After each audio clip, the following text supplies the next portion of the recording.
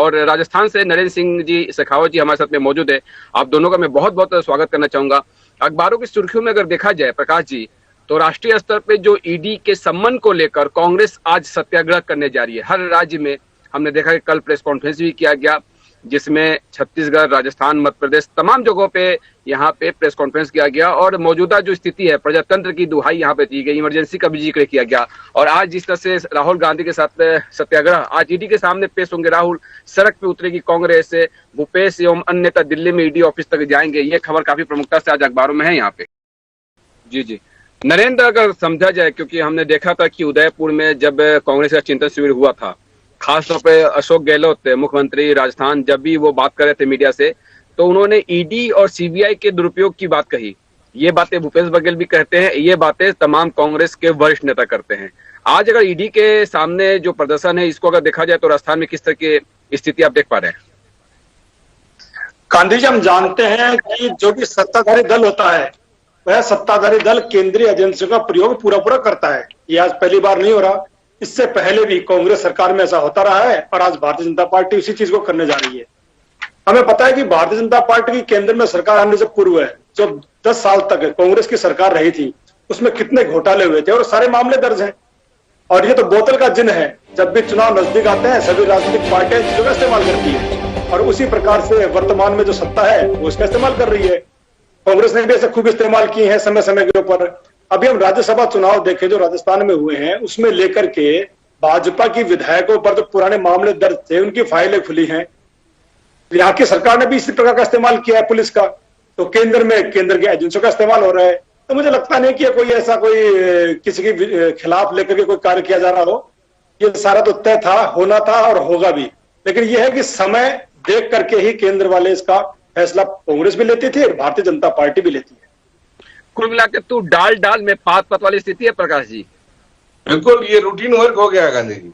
जी जी जी प्रकाश जी, मुझे लग रहा है कि जो भी ये एजेंसियां हैं अब ये भी राजनीतिक हालातों को समझने लग गई हैं और जिस भी पार्टी के नेताओं के खिलाफ मामले दर्ज होते हैं, ये भी सत्ता बदलती है वैसे वैसे फाइलें चेंज करती रहती हैं अपनी भी। बिल्कुल कलयुग है, सब लोग काल के साथ चल रहे हैं। एक खबर है कि राष्ट्रपति प्रत्याशी पर सहमति बनाएंगे राजनाथ और नड्डा। राजग और संपर्क के घटक दलों समेत सभी पार्टियों संग करेंगे विचार विमर्श। विपक्षी नेताओं के साथ राजनाथ सिंह के बेहतर संबंध आ सकते हैं काम। ये खबर भी काफी प्रमुखता से आज अखबार में यहाँ पे बनी हुई है। अगर नरेंद्र, अगर वहां समझा जाए राजस्थान में, तो कहीं ना कहीं हमने राज्यसभा चुनाव में देखा कि अशोक गहलोत की एक तरह से जीत कही गई और फिर से अब राष्ट्रपति प्रत्याशी पर सहमति को लेकर भी बहुत सारी बातें हो रही होंगी वहां पे। आज अशोक जी गहलोत दिल्ली जा रहे हैं और उसमें ईडी वाला कार्यक्रम भी है। उसके साथ साथ वो राष्ट्रपति चुनाव को लेकर भी कांग्रेस के अंदर खाने बड़ी बैठक करने जा रही है। जी जी। जो भारतीय जनता पार्टी से विपक्ष जितनी पार्टियां हैं उन सभी की सहमति बना करके कांग्रेस चाह रही है कि राष्ट्रपति का पद उन्हें एक बार फिर मिल जाए। इस चक्कर में वो प्रयास करने में लगे हुए भी हैं, लेकिन लगता नहीं है मुझे ऐसा कि सत्ताधारी जो केंद्र सरकार है, जैसा कि अभी बातें चल रही थी केंद्रीय एजेंसियों का इस्तेमाल करना, और सभी राजनीतिक पार्टियां करती भी हैं और इन सभी का उपयोग करते हुए भारतीय जनता पार्टी एक बार फिर राष्ट्रपति पद की काबिज हो जाएगी। जी जी जी। और राष्ट्रीय अंतर्राष्ट्रीय स्तर पर जिस चीज की चर्चा काफी प्रमुखता से हो रही है, मैं आना चाहूंगा पैगंबर विवाद की आग, जिससे अभी देश झुलस भी रहा है। अंतर्राष्ट्रीय स्तर पर किस तरह से चीजें रही, उसमें एक नापाक साजिश करके एक हेडिंग है। अगर उस खबर को देखा जाए तो अनेक देशों के इंटरनेट मीडिया के हजारों नॉन जो वेरीफाइड जो अकाउंट है उससे यहाँ पे दुष्प्रचार किया गया है। पाक से संयंत्र के तहत भड़काई गई पैगंबर विवाद की आग, ये आग देखिए किस तरह से भड़काई गई है। सोशल मीडिया का कितना बड़ा रोल इसमें दिख रहा है। जी नरेंद्र, गांधी जी, मुझे लगता है इस मामले के अंदर जो भी हो रहा है वो अंतर्राष्ट्रीय साजिश है। भारत का कद जिस प्रकार बढ़कर के आया है, चाहे वो रूस यूक्रेन विवाद हो, उसके बाद निकल के आया हो, अमेरिका रूस से दबाव में भारत का न आकर के अपने हिसाब से फैसले लेना, तो उसको लेकर के आजकल तो सोशल मीडिया प्लेटफॉर्म है, ट्विटर है, फेसबुक है, व्हाट्सएप है, इन लोगों ने एक बिजनेस खोल रखा है। इन्होंने खुद की हजारों फेक आइडिया बना रखी है। उनको आप एक मोटा पेमेंट देते हैं तो उससे आप कोई भी एक मैसेज हजारों आइडिया से एक साथ सर्कुलेट करते हैं। तो ये धार्मिक भावनाओं को भड़का करके एक माहौल क्रिएट किया गया है और इससे भारत के खिलाफ एक अंतर्राष्ट्रीय साजिश मुझे नजर आती है। देखिए, इतना बड़ा मामला नहीं था। नुपुर शर्मा ने जो बयान दिया है उसको लेकर के नुपुर शर्मा ने तुरंत माफी भी मांग ली थी और उसके बाद मामला शांत हो जाना चाहिए था। मामला कोर्ट में भी चला गया है, कोर्ट पे मामला छोड़ देना चाहिए लेकिन उसके बाद भी एक विशेष धर्म संप्रदाय वाले लोग जुम्मे की नमाज के बाद में सड़कों पर उतरते हैं, पत्थर फेंकते हैं, तो उनको भड़काया जा रहा है। नाबालिग बच्चे हैं, उन सबको भड़का कर उनकी भावनाओं से खिलवाड़ करके देश में अस्थिरता पैदा करने की बहुत बड़ी साजिश चल रही है। ये इसको समझना चाहिए जी। और इस बीच में खबर और भी है कि खासतौर पर अगर देखा जाए जो जमीन अधिग्रहण किया जाता है और उसमें भी जो विवाद की स्थिति बनती है, क्योंकि हमने अभी विवाद की खबर पे चर्चा की, लेकिन एक जो छोटे मोटे विवाद जो बनते हैं जिसमें सुप्रीम कोर्ट का फैसला आया है कि कब्जे एवं मुआवजा देने के बाद अधिग्रहित जमीन जो है वो सरकार की धरोहर है। लेकिन इसमें अधिकतर मामलों में देखा जाता है प्रकाश जी की मुआवजा ले भी लेते हैं, फिर उसके बाद मुआवजे की मांग करते हैं नरेंद्र।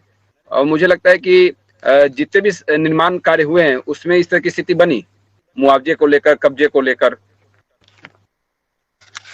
गांधी जी, देखा जाए तो जो भी एनएच बने हैं या इसके अलावा औद्योगिक क्षेत्रों के लिए जो जमीनें वो आवंटित की गई थी, ऐसे मामले भी हैं। कुछ बांध क्षेत्र हैं, वहां जो किसानों के खेत थे उन्हें भी सरकार ने अधिग्रहण किया और उस समय बारिश खूब अच्छी होती थी तो बांध में भराव क्षमता भी थी, तो पानी भर जाता था। जब से बारिश कम होने लगी है राजस्थान क्षेत्र में, बांध सूखे पड़े हैं, तो जिनके खेत थे उन्होंने वापस अपने खेतों पे काबिज हो गए और खेती करने लगे, जबकि वो मुआवजा ले चुके हैं पहले। और वहां के जो पटवारी है, जैसा कि अभी प्रकाश जी बता रहे थे कि वहां का जो अधिकारी वर्ग है वो कहीं ना कहीं मिला हुआ है। उनको लगता था शुरू में कि भाई खेती कर रहा है कोई दिक्कत नहीं है, लेकिन वो धीरे धीरे 15 से 20 साल अगर वो उस जमीन पे खेती कर रहा है तो उसके बाद में वो एक रसीद मिल जाती है उसको वहां तहसील कार्यालय से, और वो अपने मालिकाना हक जताना दोबारा शुरू कर देता है उसी जमीन पे जो वो पहले दे चुका है गवर्नमेंट को। इसी प्रकार हाईवे वगैरह में जो खेत वगैरह आ रहे हैं वहां कुछ तो क्या सवाचक जमीनें हैं। गवर्नमेंट जहां भी हाईवे निकालती है तो वो ये देखती है जिस क्षेत्र से हाईवे निकलेगा उस क्षेत्र में सरकारी जमीनें कितनी हैं, कितना कम मुआवजा हमें देना पड़ेगा। लेकिन हिंदुस्तान में क्या, मैं तो बोल रहा हूँ कि जितनी भी सवाचक जमीन है वहां लगभग सभी का कब्जा आज की तारीख में है। वो गवर्नमेंट रिकॉर्ड में चाहे नहीं होगा, वर्तमान जगह पे है।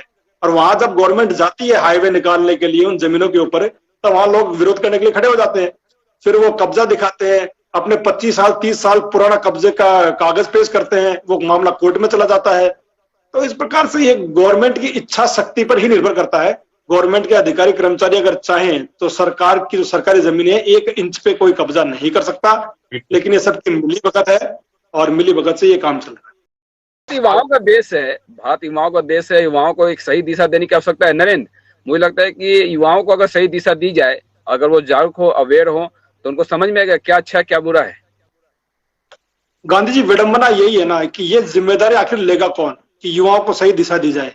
इस समय जो देश में काबिज दोनों सत्ताधार वो अपने सत्ताओं को बचाए रखने के लिए सत्ता में आने का प्रयास ज्यादा कर रहे हैं। जैसे कि अभी बंगाल की बात चल रही थी, ममता बनर्जी को सत्ता में आने के लिए किसी एक धर्म विशेष का साथ लेना जरूरी था और वो उसमें उनका साथ लिया, लेकिन आज वो मजबूरी बन गई है, वो उनसे दूर नहीं हो सकती और वो मनमाने ढंग से काम कर रहे हैं।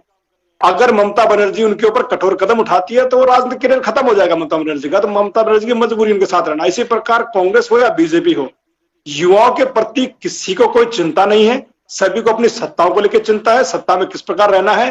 कुछ एनजीओ ग्रुप्स हैं जो युवाओं के लिए काम करते थे, लेकिन वर्तमान समय में हम देख रहे हैं कि अर्थ प्रधान हो गया है। उसके बाद से एनजीओ ग्रुपों का भी लगभग ध्यान उन कामों पर ज्यादा रहता है कि जहां से अर्थ आए, न कि युवाओं को लेकर के। अब इसमें मीडिया की बहुत बड़ी भूमिका बन जाती है। जैसा कि हम टीवी के अंदर सीरियल वगैरह देखते हैं, नाटक वगैरह देखते हैं, इनको तय करना, मीडिया की जो फिल्में आती हैं, इन सब के जरिए हम एक अच्छा संदेश दे सकते हैं, लेकिन ये कदम उठाएगा कौन।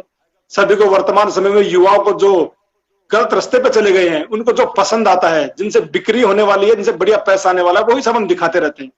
हम उनकी विचारधारा को बदली करने के लिए हमें आगे आना होगा और ये मीडिया की बहुत बड़ी भूमिका है, चाहे वो प्रिंट मीडिया हो, इलेक्ट्रॉनिक मीडिया हो। समय समय पर ऐसे कार्यक्रम करें और इसके अंदर ऐसे हम मोटिवेशन लोगों को बिठाएं और युवाओं को उनसे जोड़ने का प्रयास करें कि उनको एक सही राह दिखे।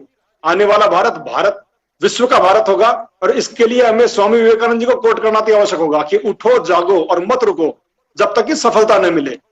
मुझे लगता है कि अगर ये इस ओर अगर युवाओं का ध्यान केंद्रित किया जाए तो इस तरह की उपद्रव की स्थिति, विवाद की स्थिति नहीं बनेगी। युवा सकारात्मक सोचेगा और सकारात्मक सोच के साथ आगे बढ़ेगा। चलते चलते कार्यक्रम के आखिरी में बोरवेल की खबर को लेते हैं, क्योंकि हमने देखा गुजरात, छत्तीसगढ़, राजस्थान, कई जगहों पे जहां पे खुले में बोरवेल होते हैं, बच्चे गिर जाते हैं। सुप्रीम कोर्ट का आदेश है कैसी बोरवेल को बंद किया जाए, लेकिन बंद नहीं किया जाता और फिर गाय बगाई सी घटनाएं निकल के सामने आ जाती है। पूरा प्रशासन लग जाता है। 4 दिन आज हो गए प्रकाश जी। संक्षिप्त में कार्यक्रम के जरिए चलते चलते एक अपील जरूर करें कि जहां भी खुले में बोरवेल दिखे, प्लीज अपील करें, बंद किया जाए, बोरवेल बंद किया जाए, फिर से कोई मासूम ना फंसे। नरेंद्र, मुझे लगता है कि इस कार्यक्रम में आप भी एक अपील कर सकते हैं। गांधी जी, मुझे लगता है कि जो भी ऐसे कांड होते हैं, बोरवेल का कांड हो या खाद्य सामग्री में मिलावट का कांड हो, जो कि आम आदमी की जिंदगी से जुड़ा हुआ है, जब तक सरकार इसमें 302 का मामला दर्ज नहीं करेगी, बोरवेल किसके कारण खोला रह गया? क्योंकि सरकार ने आदेश दे रखे हैं, बोरवेल करने के बाद में जब तक उसके अंदर ऊपर का सिस्टम नहीं जोड़ा जाता, तब तक बोरवेल को ढक्कन से बंद किया जाना चाहिए।